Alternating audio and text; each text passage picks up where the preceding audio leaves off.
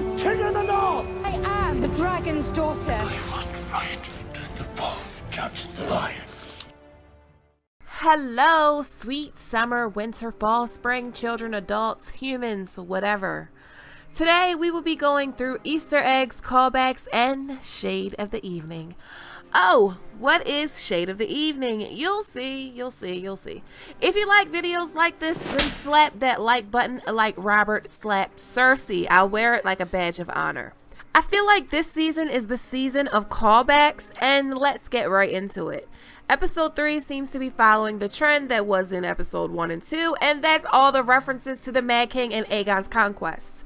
In episode 3, we got to see Daenerys and Jon trifle back and forth about the Mad King, and we got to hear Daenerys reference Torrhen Stark, the king who knelt. But the Mad King reference and Aegon's conquest reference is a subtle foreshadowing, really not that subtle, but it's a foreshadowing that Daenerys will be the Aegon of this conquest, and Jon will indeed at some point bend the knee, at least until Jon finds out that he's actually a Targaryen, and Daenerys and Sansa will be his sister wives. I'm sorry, just kidding. The show has certainly been throwing Aegon in our face, and they're not doing it for nothing. Something big will come from that later. And the Mad King is thrown up every episode because they want us to believe that Daenerys is going to be the Mad Queen, and she probably is going to do some Mad Queen shit, but she actually won't go all the way mad. That spot is especially reserved for Cersei Lannister. The walk to Dragonstone was a conversation and a flood of secret Targaryen Easter eggs. There was no subtlety at all, really. Stark men don't fare well traveling south. Every Stark man that we know that's traveled south is dead. Brandon Stark went south and he died, killed by the Mad King. Rickard Stark went south and he died, killed by the Mad King.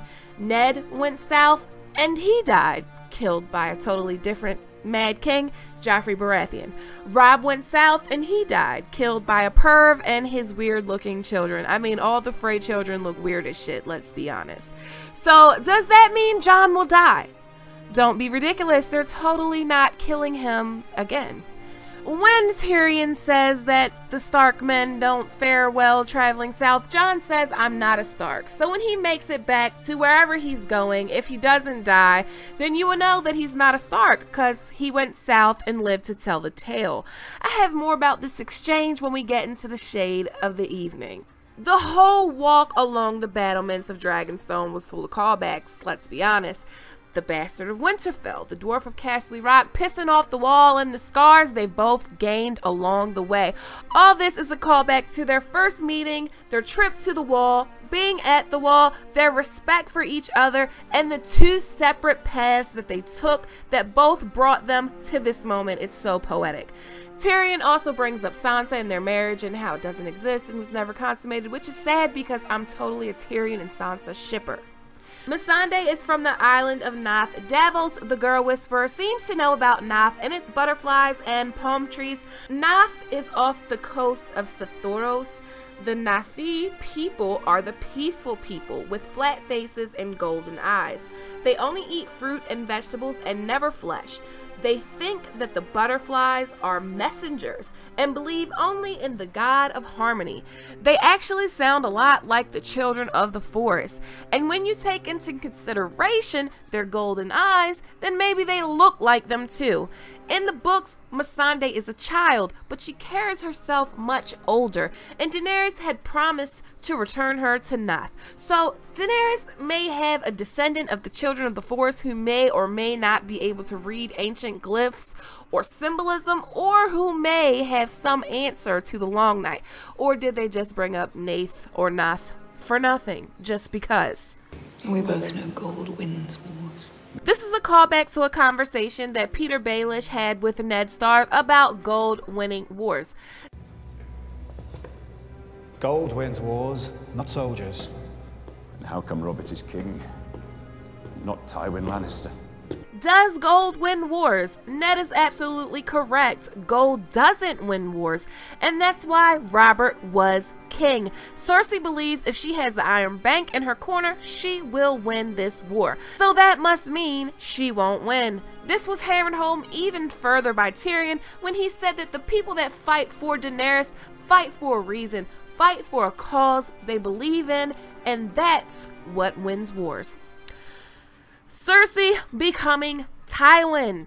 Tywin Lannister in his youth obliterated House Rhaen and House Tarbeck, and Cersei, who is the new Tywin Lannister, has taken a page from her father's book and did the same to Olenna Tyrell and House Martell. Olenna hammers this home when she quotes the reigns of Castamere when she's about to die. And now the rains weep o'er our halls. Tychonosaurus even says she's her father's daughter, and in episode 1, she herself says she learned from Tywin. So I wonder, will we be getting a slaughter at a wedding anytime soon? Widow's Wail. Jaime has Widow's Wail, and the show made sure we heard the name of it, just in case we forgot. This sword was once Joffrey's, and now Jaime has it. It is Valyrian steel, and it's a beautiful piece of art. But could this mean Jaime will make someone a widow? Is anyone even married anymore? Sansa? No. Arya? Nope. Daenerys? Nope. Cersei? Nope. Jaime? Nope. Tyrion? Nope. Jon? Nope. Davos? Nope. No one's married anymore. What has this world come to? So maybe Cersei marries Euron and Jaime kills him with a widow's wail. I don't know, but it seems important. Jon being like Rhaegar. When in Meereen, Sir Barristan tells Daenerys about Rhaegar. He was very good. Viserys never told you. He told me Rhaegar was good at killing people. Rhaegar never liked killing. And in episode 3, Jon tells Daenerys about himself.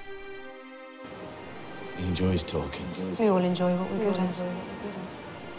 I don't.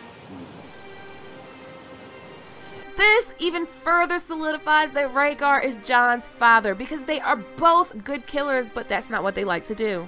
Now, let's get to the shade of the evening. So some characters threw some legendary shade. You decide who did it the best. Was it Olenna Tyrell or Drogon Targaryen? Is Drogon a Targaryen? Are we really going to do this right now? Anyway, I think he's a Targaryen. Drogon Targaryen. Olenna, of course, threw the absolute savagery shade at Jaime when she told Jaime, "I'd hate to die like your son." And then Drogon came in with some massive shade. I know y'all are like, what TF are you talking about? When Jon was walking up the battlements, Tyrion said Starks don't fare well traveling south. Jon says, "I'm not a Stark." And Drogon just swoops over him like, "Yeah, Rhaegar's your daddy." And then he flies away. Seriously, I seen this meme on Twitter and I was just like, Drogon with the shade. But in all actuality, I don't think that swoop down, as he was saying, that was done coincidentally. As always, thanks for watching. Please like this video if you like it, and click that subscribe button and hit that notification bell for Game of Thrones and A Song of Ice and Fire content all year long. Okay, my sweet summer children, have a good day. Shame.